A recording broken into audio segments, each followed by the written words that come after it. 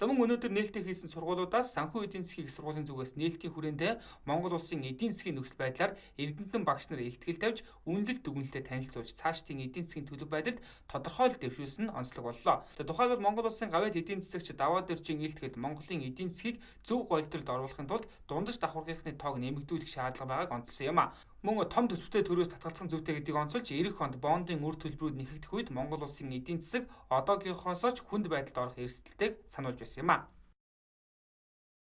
Тэгээ энэ жилийн нэг онцлог гэх юм бол ер нь бол боловсрал гэдэг рүү бол дэлхийн нийтээр Монгол улс тэр чигээрээ эргэн бүхэн анхаарч байгаа ийм цаг үе.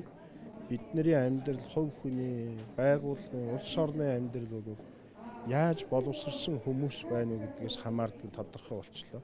Тийм учраас бид нар энэ хичээлийн жилээс эхлээд ер нь багш оюутны хөдөлмөрийг хамттан үнэлэх дүгнэх ийм одоо цоошин зарчмыг нэвтрүүлж байгаагаа танилцууллаа.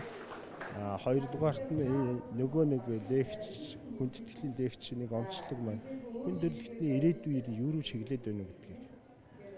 Тэгэхээр зэрэг ийм мэдээллийг өгч байж оюутнууд өнөөдрөөс эхлээд оюутан болвол мэрэгчлээ сонгохдоо өнгөрснөө биш өнөөдрийг биш ирээдүйг бодож үргэлж суралцж явах хэрэгтэй.